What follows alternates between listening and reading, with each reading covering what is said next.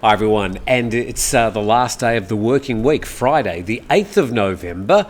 That means tomorrow is our live program, a chance for you and me to have a chat about anything that's on your mind. I usually pick a topic, but there's a great opportunity for everybody to share their views about various things that have been in the news. So just you and me and about 500 others. Now let's get into the start of quite a lot of news today. We're going to head down to the south of Thailand. This is in an area where we were talking earlier in the week about how it's a bit of a pioneering spirit, a bit of a crazy border town. Well, Narathiwat is also a very violent place. Bangkok Post reporting mayor shot dead in Narathiwat. The mayor of a Tambon, I'm guessing in Rueso district in Narathiwat, was shot dead by a group of men armed with war weapons at his garment factory in the southern border town yesterday. This happened at 11:40 a.m. yesterday morning, the hand-in-hand factory in Tambon, Rueso. And 55-year-old Wichet Tai Tong Nam was found dead with gunshot wounds. The initial investigation found that 4 assailants travelling on 2 motorcycles arrived at the factory. They entered the meeting room, fired shots at Wichet, who was holding a meeting with the chairwoman of the factory's community enterprise. After the shooting, the men fled immediately. His nickname was Mayor Arm. He was a 2-time mayor of Tambon Rueso. He served as chairman of the Narathiwat Sports Association and owned the hand-in-hand factory. And local media reported that people often visited the factory on study trips as its community enterprise created jobs and generated income for local residents. Shops selling local goods were also located in the compound of the factory. And apologies if I got the name of that Tambon completely wrong. I just didn't have anybody I could check with early this morning before recording the program. Now, yesterday we reported about some Uzbekistani women along the promenade of Pattaya, and we were sort of wondering what they were doing. Well, this story from the Pattaya News does shed a little bit more light. Uzbek women brawl on Pattaya Beach over alleged illegal sex work dispute. The first crime I can see is the leopard skin prints, but a large fight broke out between several Uzbek women on Pattaya Beach over territorial disputes related to alleged illegal sex work. And this happened on November the 6th, just after midnight, when 2 groups of foreigners, both men and women, engaged in a fight. And 2 groups of Uzbek women were arguing loudly. Officers brought all the involved parties back to the Pattaya police station, and a 42-year-old witness who's a mat lender who captured the brawl on video explained to local media that he believed the fight stemmed from a territorial dispute. He suspected the Uzbek women of engaging in illegal sex work. And he guessed that the other 2 groups clashed because, allegedly, a new Uzbek woman crossed into another group's territory and stole their customers. This infuriated the local group, prompting them to notify a suspected pimp from the same nationality to resolve the issue. Additionally, local reporters noted that Pattaya Beach is a hotspot for illegal sex work, despite regular patrols by police. Well, they've got to pick up those brown paper bags somehow. And numerous Thai and foreign women allegedly occupied spots under palm trees and street lights along the beach and openly sold sexual services to tourists without fear of legal repercussions. So neither the streetlights nor the spotlight from the media on this particular issue will do anything to quell it. It's a trade as old as time. We should mention that it's not just Uzbek women or Russian women or women from any particular nationality. Of course, the largest contingent of prostitutes along this stretch are indeed Thai women. In all cases, the trade is illegal, Thai or foreigner.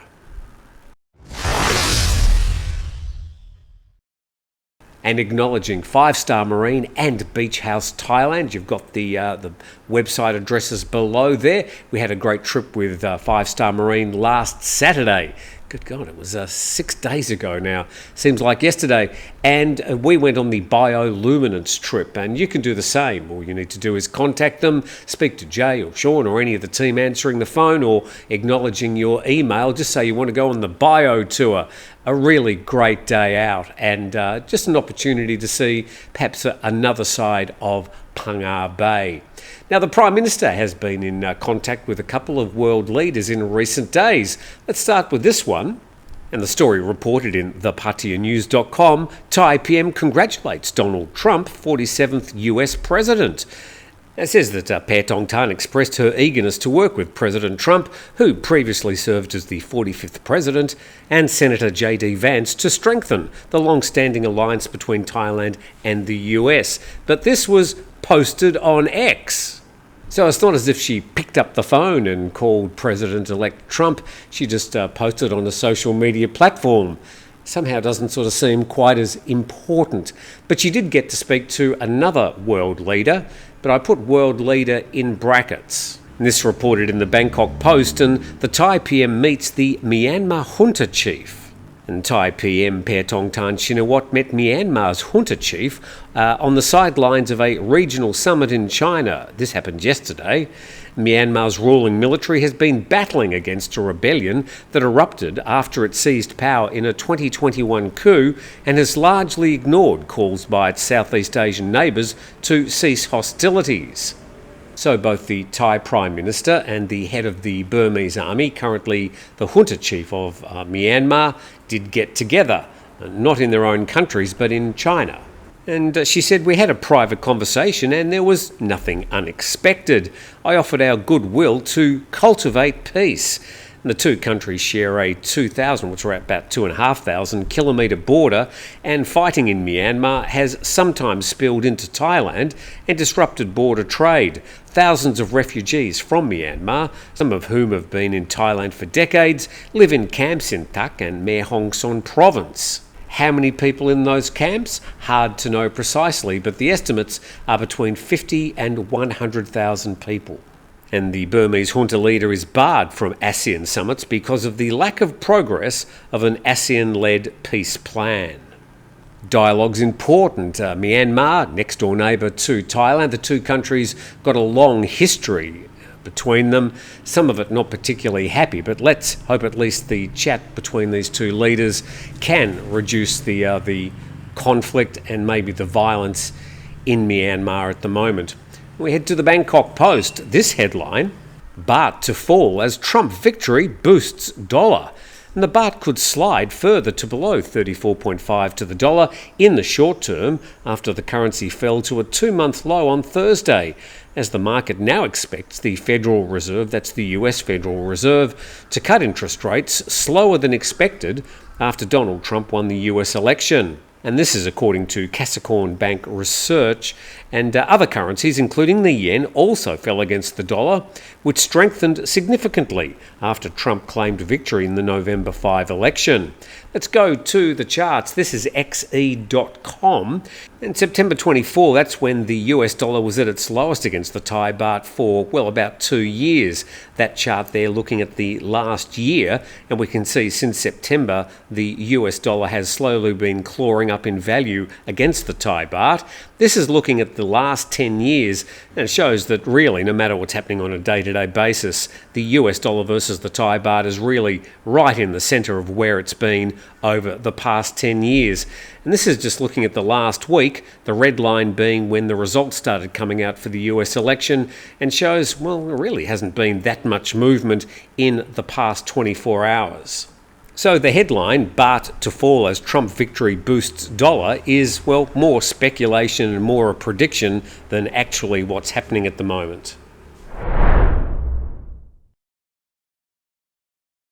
Okay, talking tax, and another point of view about these tax changes in Thailand that may affect expats, well, will affect expats, and we should remember that the person with this point of view does have an opportunity of financial gain if you use their services. So with that in mind, let's go to the Pattaya Mail. Thailand's expatriates should register with TRD, says tax expert. And all foreigners clocking up 180 days residence here or more during the calendar year 2024 should obtain a tax identification number from the Thai Revenue Department. They should also fill in the requisite tax form and submit it in the first 3 months of 2025. This according to Thomas Carton, the Bangkok-based founder and director of American International Tax Advisors. So this isn't a recommendation from us, this is an opinion from a company that describe themselves as tax experts.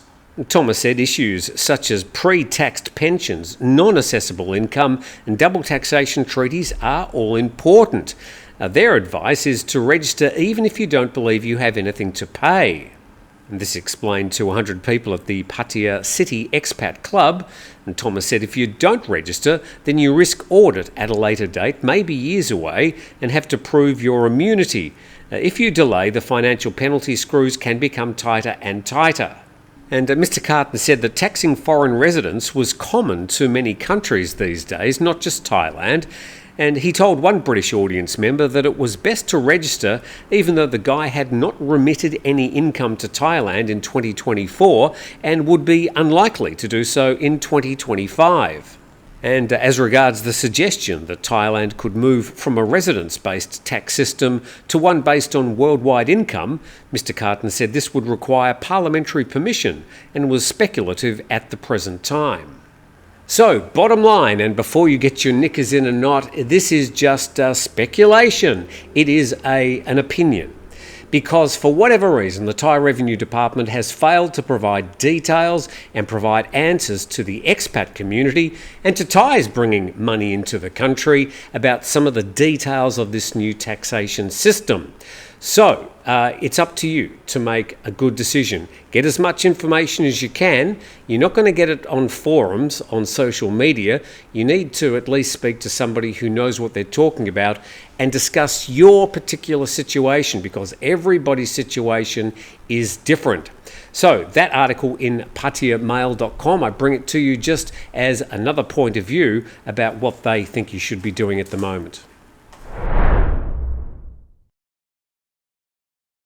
Now, in a couple of months, we will probably weekly be talking about the horrendous smog and smoke up in the north of Thailand. So I thought today I'll do the opposite.